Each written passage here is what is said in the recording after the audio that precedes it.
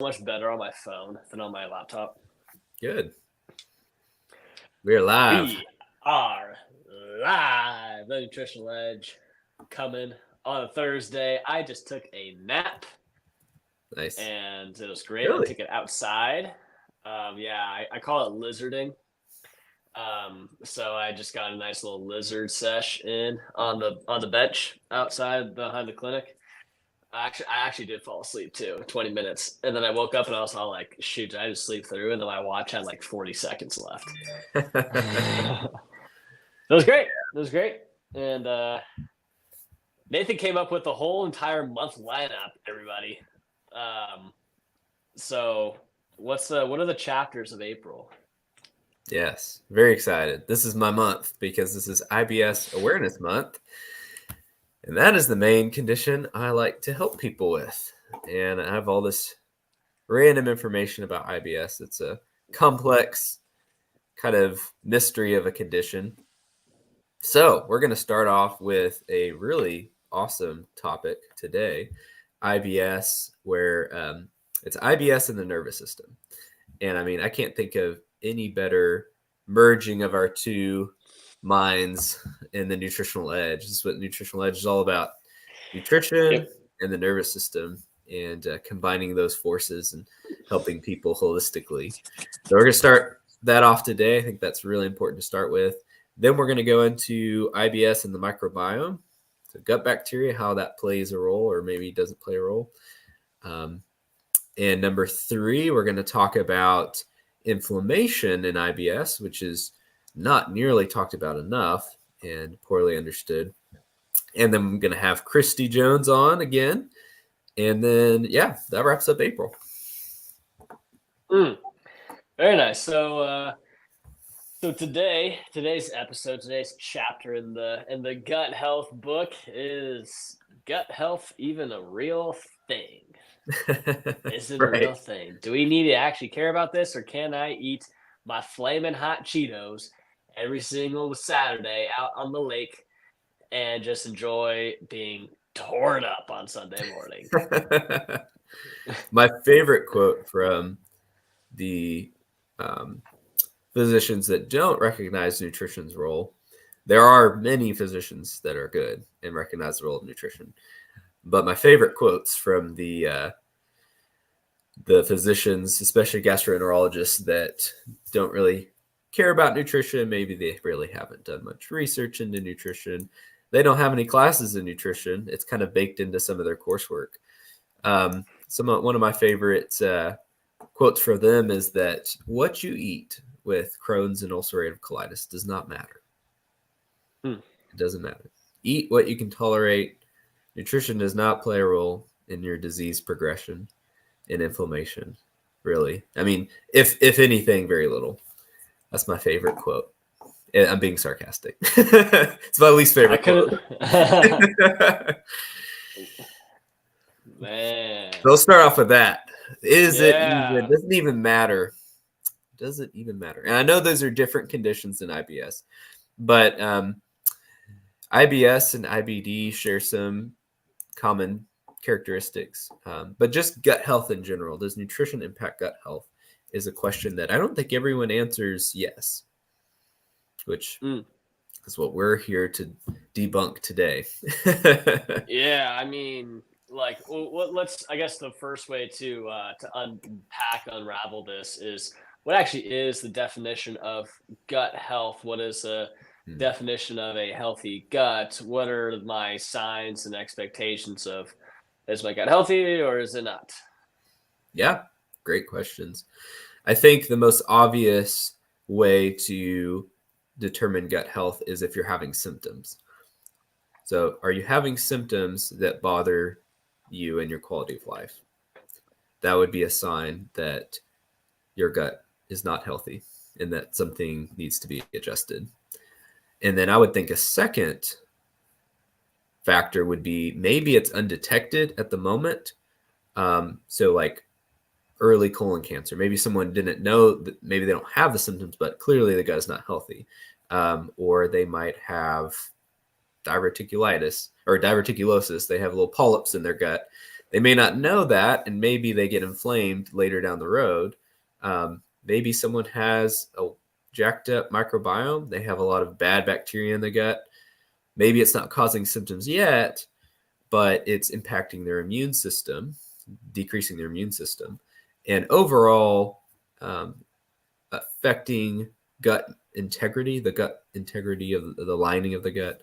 So yeah, I would think one of the most obvious one of the most obvious answers to that is someone having symptoms like diarrhea or constipation or intestinal pain or bloating or belching. And are there, if someone were to look at the gut, is there signs of disease? That where my head kind of went with that was, what are some of the symptoms that might not be commonly associated with poor gut health that majority of people deal with? One of the first ones that I thought of was brain fog. Yeah, absolutely. Yeah. Just like eating poor foods, eating at wonky times, eating late, how that trickles over and impacts sleep, and then how that impacts quality of sleep, and thus we wake up and we're all fuzzy and stuff.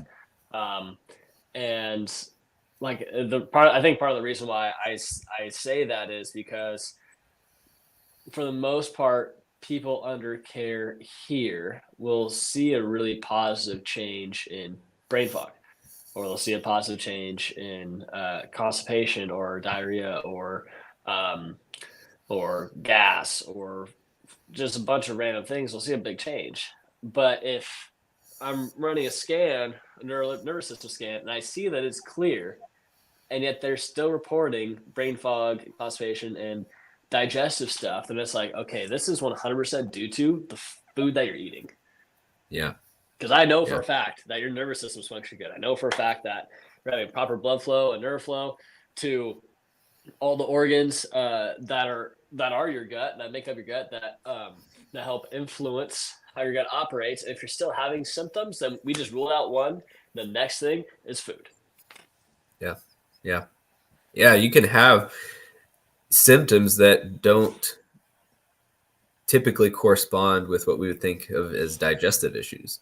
So if someone has poor gut health, that could manifest itself in dermatological problems, headaches and migraines, like you said, brain fog, fatigue, all these different things due to a lot of factors. One, poor nutrient absorption.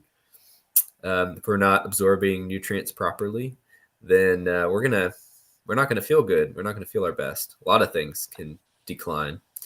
It could be causing inflammation. Inflammation can find itself in a lot of different. It can manifest itself in a lot of different places and areas of the body.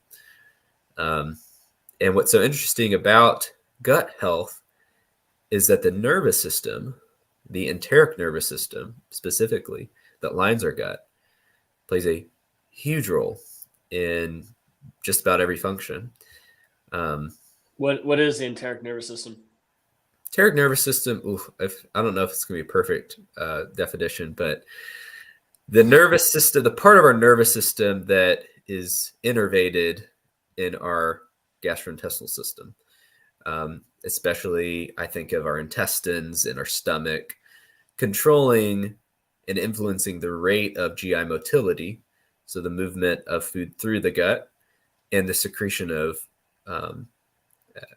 all kinds of different enzymes and stomach acid and pancreatic enzymes. And that's playing a big role in those symptoms, that it's probably causing symptoms, which comes back to why that would happen. When we're stressed out, you could see the gut kind of being chaotic. You could see loose stools, constipation, pain, indigestion, all because the nervous system is receiving signals due to our stress, and we're suffering the consequences of being stressed out. Our body is diverting attention kind of away from the gut towards our, in order to keep us alive, because if we're having like survival things. Did my camera just go out? It says looks like the camera isn't plugged. Plug it back in or just select a in different just in mid camera. flow, it just goes. Did my camera Uh, just go out? oh, that That's says. funny. I thought it says my camera's unplugged. I don't have a plugged in camera. Let me Just see if log I off and can. come back in. Oh wait. Oh, Uh, click it back on. Anyways, so does that make sense about what I was saying there? Yeah, how the enteric nervous system was taught to us was that it's like the third branch of your autonomic nervous system. So our nervous system as a unit can get broken down into conscious and unconscious. So conscious being me and Nathan saying these words and me moving my hands around. Unconscious being all the things that are occurring in our body while I do these things. Now, with the unconscious aspect, there's two main branches, but there's also technically a third. The third just isn't actually part of it because it's almost its own little system. So the autonomic nervous system is broken down into two aspects, two branches called sympathetic, parasympathetic. That's really what we specialize here in this clinic is testing to see if we are stuck in a sympathetic state versus a parasympathetic state. What Nathan's work is doing is he helps facilitate people get into a parasympathetic state so they can process and understand what they need to do in terms of food because none of his work is going to work if they're stuck in sympathetic. So that's why he's hyper good referral partners like mental health therapists, physical therapists, because the mind is a huge role. We have physical, chemical, emotional stressors. And if any of those are flaring up and acting up, then it's going to influence how we actually digest and process food.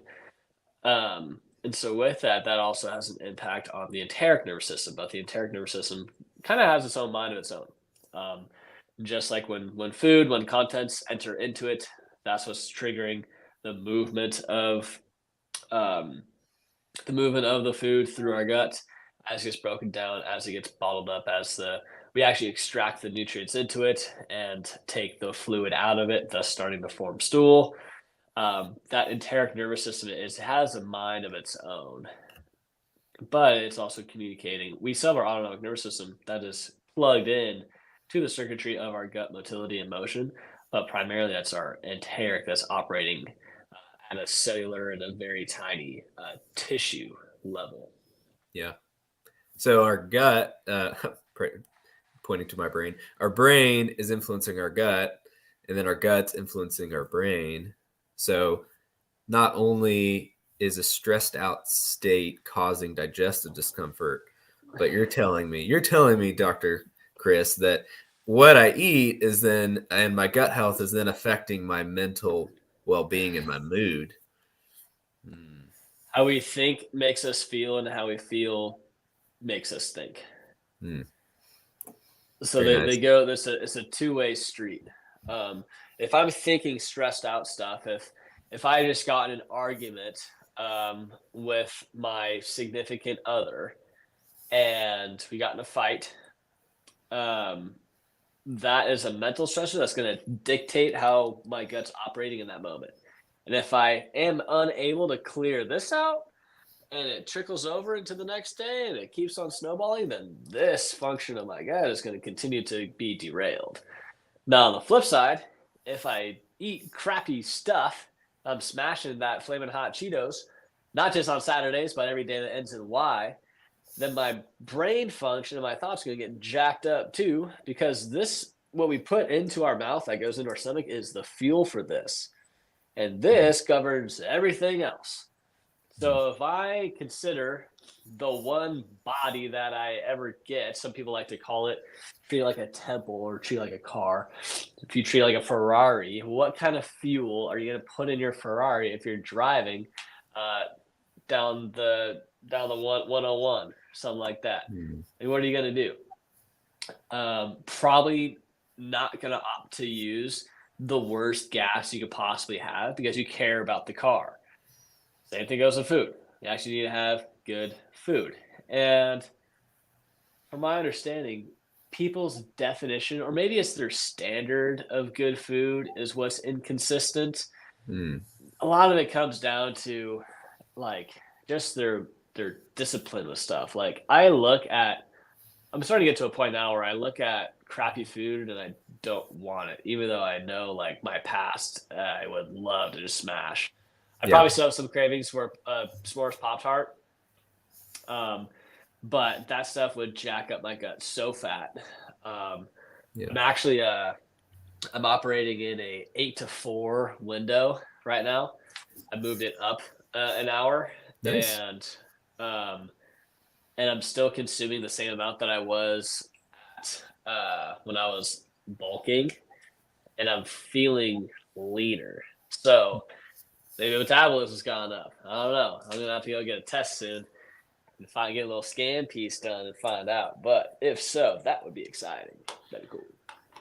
And with a car, we can always get another car if something breaks down. We can't get another body. This is the temple that we have been given. And yeah, thinking about food as fuel, not just fun, which it can be fun, but That makes fuel as me well. think about check engine lights Mm, and our mentality around check engine lights, where if a check engine light in our car came on, we immediately go take it uh, to the auto body shop yeah. immediately. Like we do not hesitate. And yet, if there's even a possibility of a check engine light being on our body, we just bat it away. And it's because we wait till symptoms. The issue with symptoms, though, is that symptoms arise when we've already lost 80% of function. Mm, That's when symptoms arise. And things that can cause symptoms can be from physical issues, can be from chemical issues, and it can be from emotional issues. And the food can primarily are chemical, but can manifest as also not just chemical, but manifest as physical symptoms and emotional symptoms. mm. So constipation in Mm. IBS is not a laxative deficiency. What about that? Mm. Mm-mm. Because that's the Well, standard approach. We treat the symptoms with medication almost as if right. we had a deficiency of that medication instead of a deficiency of good food, movement, sunlight, water. In one sentence, tell me how walks can help with constipation. Mm, think one sentence. Walks stimulate gastrointestinal motility due to movement of our muscles and gravity. That's now if I keep going, it's probably a run-on sentence. That's I mean This is a that's going to be semicolon. let's get semicolon dot dot dot. I mean that's how do walks help with that? I mean that's one of the most obvious ways. Um, is that our why does that keep happening? Just ignore that. I'm just gonna keep turning my camera back on. But yeah, that's the biggest thing is when we're stuck and kind of we're sitting all day or hunched over, whatever it is, not getting up, moving around. Our intestines don't have any help. They need help. We need to get up, move around, stretch. Stretches are great. So walking helps to give our intestines a little nudge because our abdomen, I mean, there's lots of things there. There's muscles, there's nerves, there's intestines, there's organs. Yeah. I like what you said. Our intestines need help. Yep. Our intestines need help, and really all the things that we do for ourselves, they all need help, and they all help each other, which Right. is why you can't just do one thing and not everything else. You can't just move and not eat clean, not sleep clean, not think clean, not function clean. You can't just function good and not do any of the other stuff. You can't just focus on sleep, don't move at all, eat like crap, don't do anything for your mind, and don't do anything for your function. Yeah. And all those have an impact on your gut health too. All those. Yeah, and I'm thinking about like circulation too, putting your feet up the wall, helping blood to go the opposite way because it may tend to pull towards our lower extremities, like we're sitting all day, maybe we're on a plane or it's just an 8 to 5 job we have. Why do we need to help our circulation? Oh, well, because blood flow is what's providing the energy for gut motility to work. For gut motility requires energy. Energy requires oxygen. Oxygen is delivered from blood. Therefore, we need blood flow to actually create the energy to induce the gut motility or to provide the adequate resources for absorption, digestion, to help create the hormones, to help really get the hormones released, to help get the enzymes released, to make the enzymes in the first place, to release the acids. All that stuff takes up energy. And I think it takes up like, it's like 20, because our brain takes up about like 60% of our oxygen. Majority of that goes towards our organs, particularly in our gut. And if we are constantly eating and munching throughout the day, our gut's never going to get a break. They're going to get kind of burnt out. It's almost going to be like driving constantly. Um, that's part of why. That's part of why some type of like regimented tiny fasting can really go a long way with helping giving your organs a break and letting them clear up any kind of debris. It's almost like letting them take out the trash after a day of work Hmm. versus if you just worked all the time and never gave yourself opportunity to take out the trash cans are going to overflow. Hmm. And all of a sudden we just have trash everywhere and we can't even get through the office or get through the house because it's filled up with trash. We need to be able to take out the trash. Our body needs to be able to take out the trash, and it does so. And that also requires energy too. That's a really good concept. I just came up with that on the spot. That's But good. also, That's a great answer. yeah, that was good. And also, with blood flow itself, that was a really good question too. Hmm. Just asking like, why is blood flow important for digestion? That's Mhm. also one of the things why cold exposure is really good for digestion absorption because what's occurring is that it's shunting blood from our muscles into our organs. So Right. it's kind of giving our organs the runway to be primed to absorb and digest something, or help maybe stimulate the movement of any kind of stool or a bolus that's moving through us that maybe hasn't gotten to the exit runway yet. Um, Yeah. but no, blood flow is a That's big so deal. good. That's what's making everything go.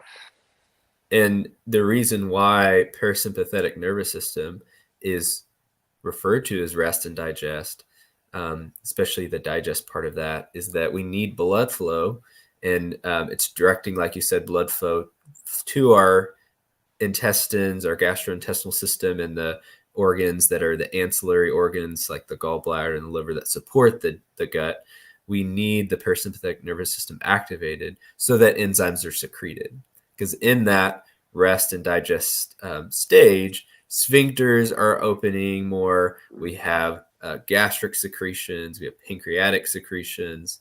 Basically, digestion can happen when we're in the sympathetic fight or flight nervous system. Things completely change and go haywire. A lot of times that could be constipation, but it could also be loose stools and diarrhea. Um, Things are not firing at the right cylinders because our body is reprioritizing everything. So we're stuck in that nervous system state.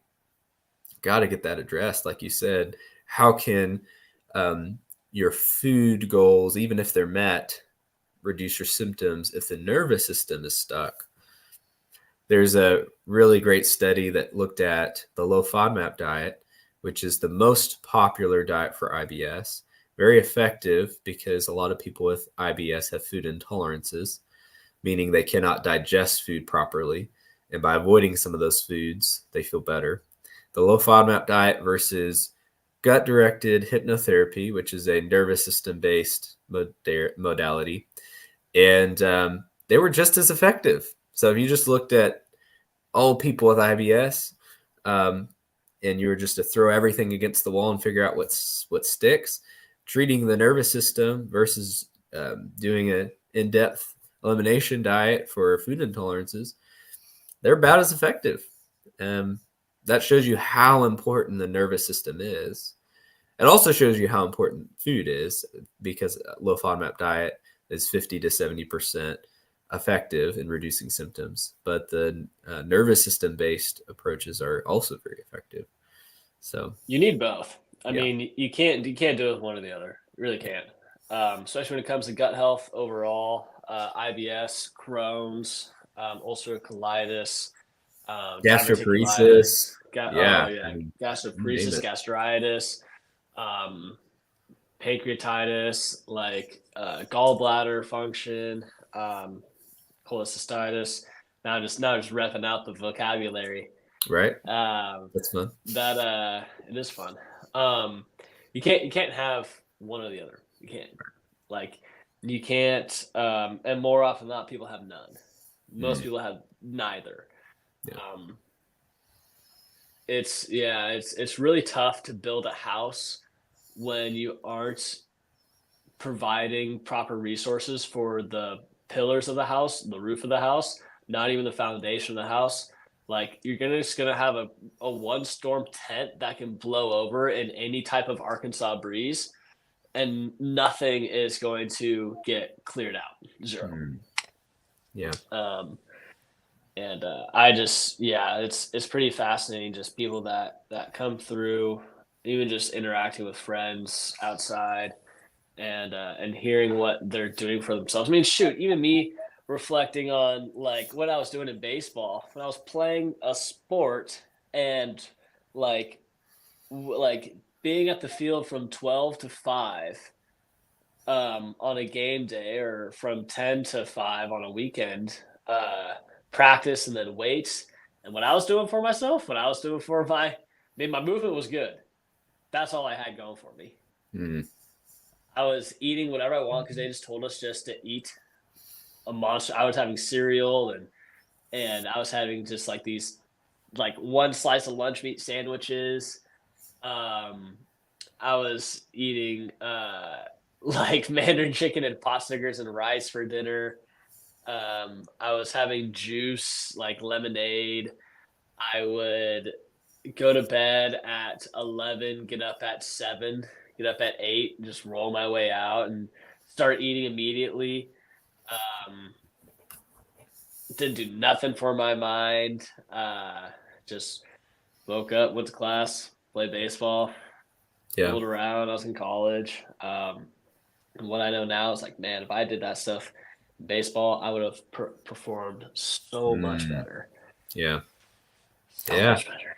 That's so good. I like that Mm. you kind of frame the nervous system and what we do to tend to it is setting us up for vitality, resilience. I talk to so many people that will say they just feel super susceptible to like illnesses recently. You know, maybe the last 6 months, they're like, I keep getting sick. Mm-hmm. Or it seems like any little thing will set off their gut issues and they like will flare up all of a sudden, almost like um, it's just such a delicate balance and they just feel unprotected. So, what are some of those things that people can be doing um, to prepare their nervous system to handle the storms of life? Yes, I love that question. What can we do to increase our resiliency so that we are able to start creating momentum? Mm, The way that momentum gets created for our health and well being is when we have a high resiliency and a low stress load.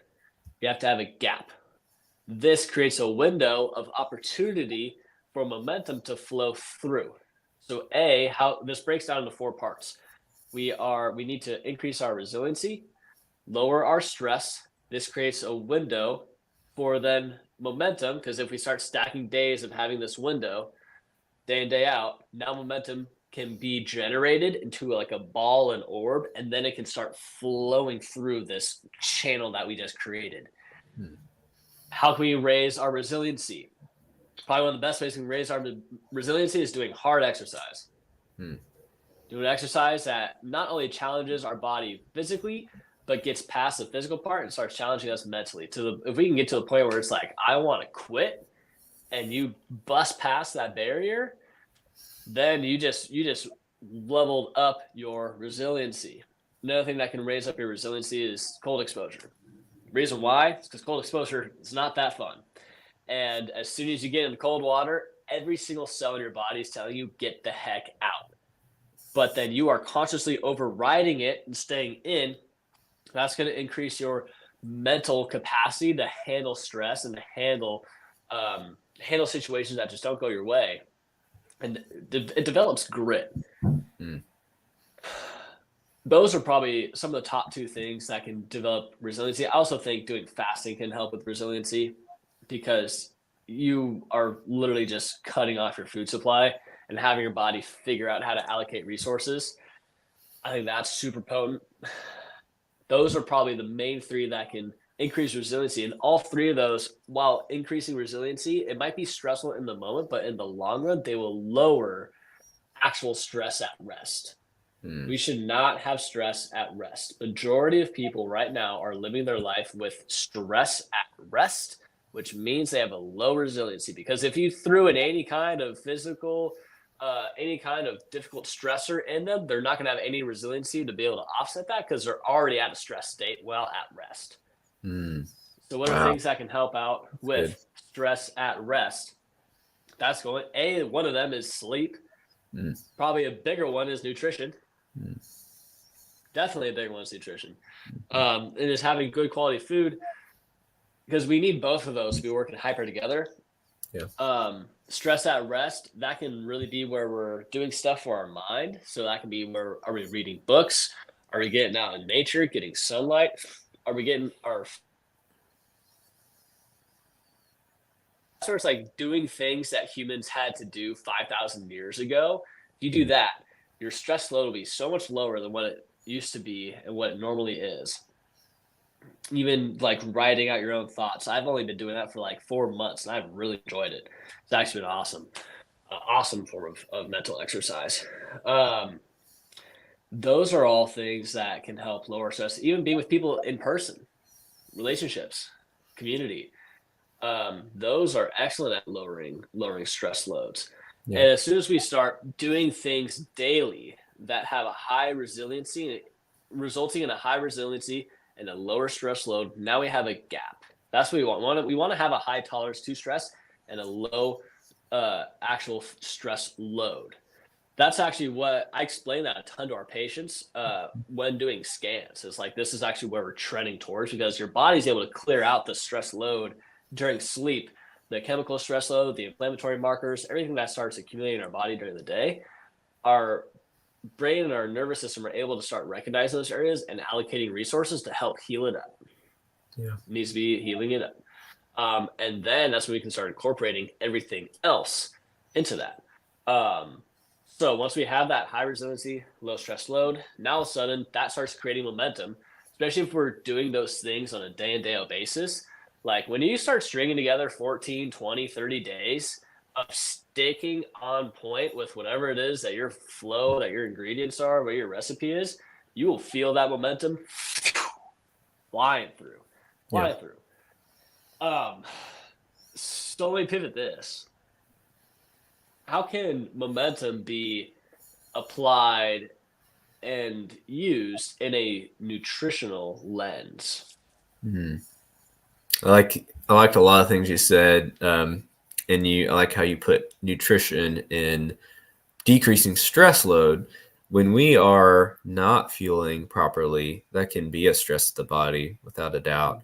One of those ways could be imbalanced blood sugars, so high and low blood sugars, not even clinically. So if you were to test your blood, it may not be high or low, but if you don't have diabetes, but that's because your body is fighting furiously for it not to.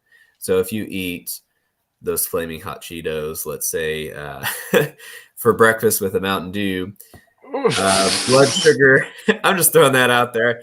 Talking to a lot of people. I don't know. That's Nathan's breakfast, everybody. That's Oh Nathan's God, breakfast. no. This is what the dietitian eats. All right, so take notes. Oh, He just said flaming hot Cheetos, and he said a Mountain Dew. Got it. What's next?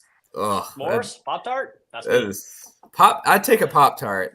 Mountain Dude, I Dew. No, love no, Pop thank Tarts. you. The worst Love Pop breakfast Tarts. that is good for the soul, not for the body, is Krispy Kreme. Krispy Kreme.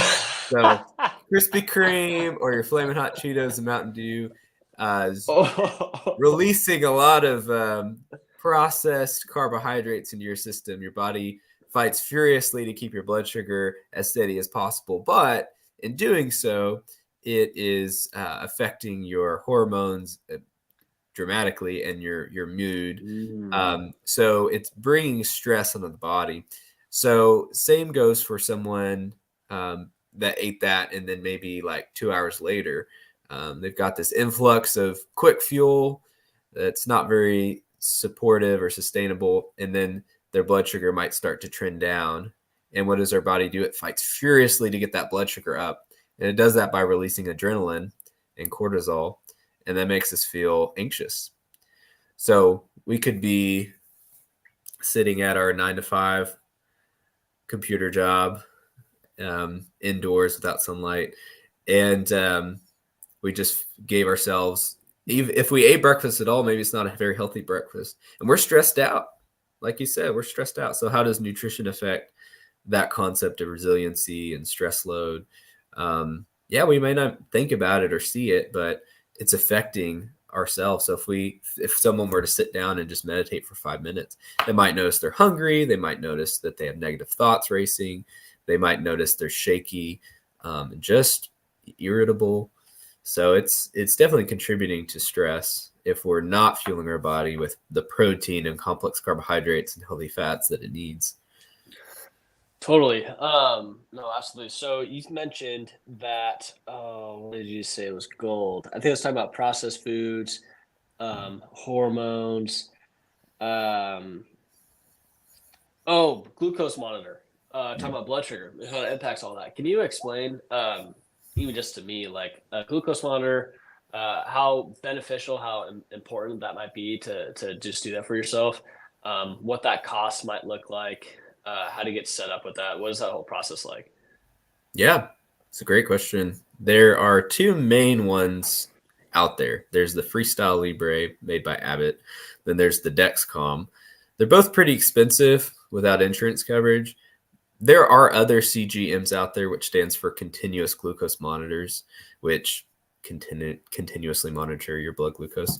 But I think that there probably will be cheaper options available soon because everyone is starting to get very interested in that, because monitoring your blood sugar and maintaining it is extremely beneficial to someone.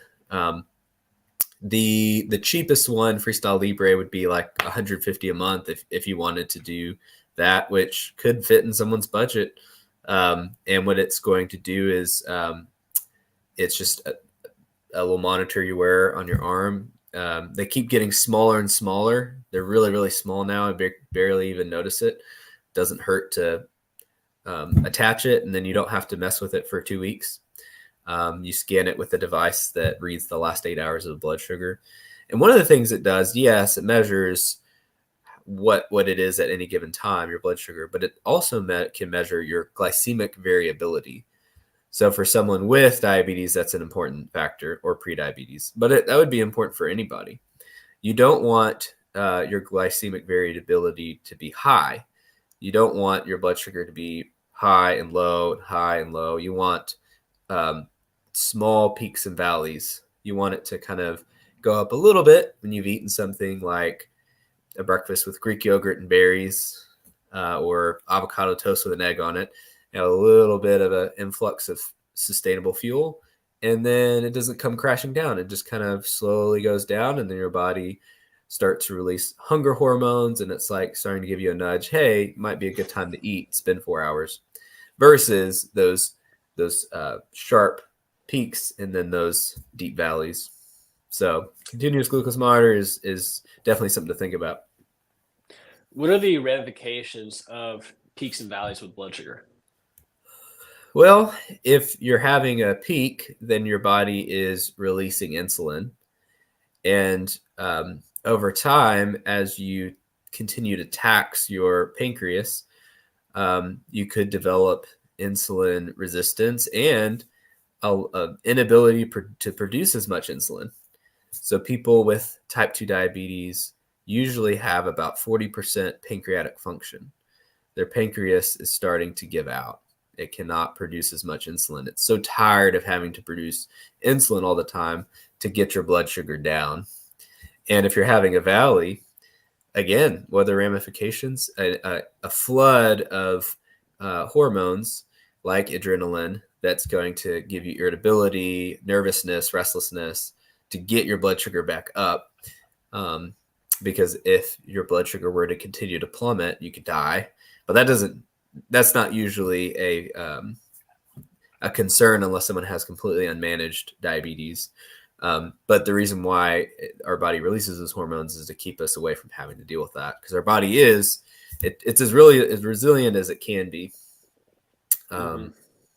Yeah. Very nice. Yeah, I had a patient yesterday or maybe Monday, who was wearing a glucose monitor, and she's saying that just tracking that has really helped out. So it made me curious. I was like, man, I want to do that at some point this year. And so you have to go through insurance, or do you have to go through a PCP to get that set up, or how does that work? That's a good question. Usually, if someone wants to have insurance coverage, they would go through a PCP.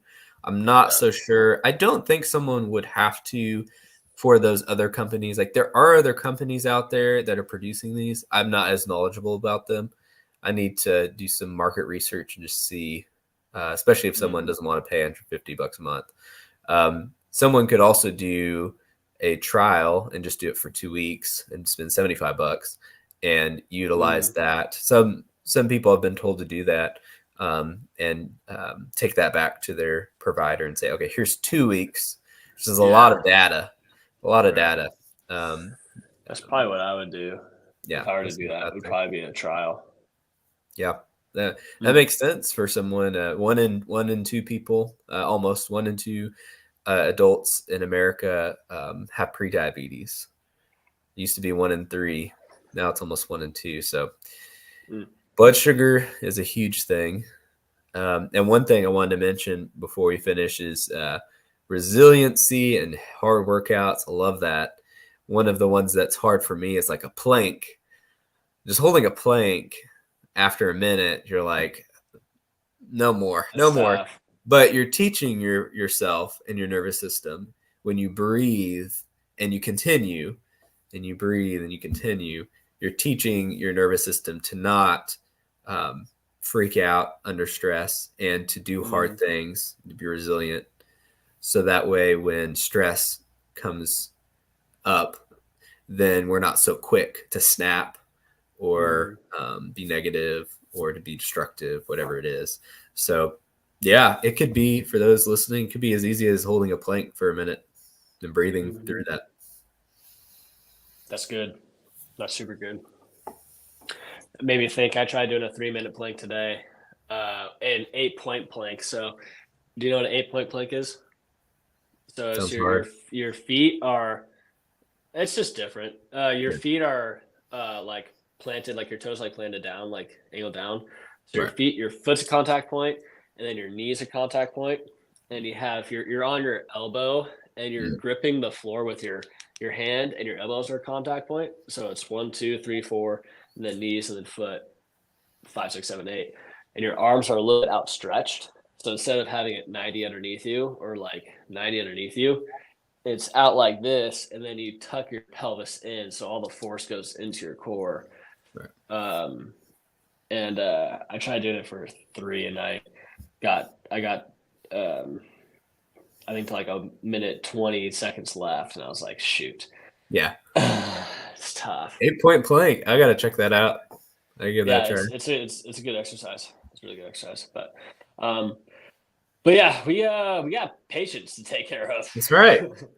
But that was a great talk. Great way to start off IBS month with the nervous system and why that is absolutely crucial in having a healthy gut. Yeah, it looks like we got a comment. I personally like Libre because you scan. I went with Dexcom this time because the Bluetooth is data, but I kept losing data to the garden or going on a walk. Plus, the filament seemed bigger and a tad bit less comfortable. There are companies such as Levels Healthy. You can get those without insurance. Levels has MDs on staff to get a script for those. You simply answer a medical questionnaire. I love tracking that because you all respond digitally.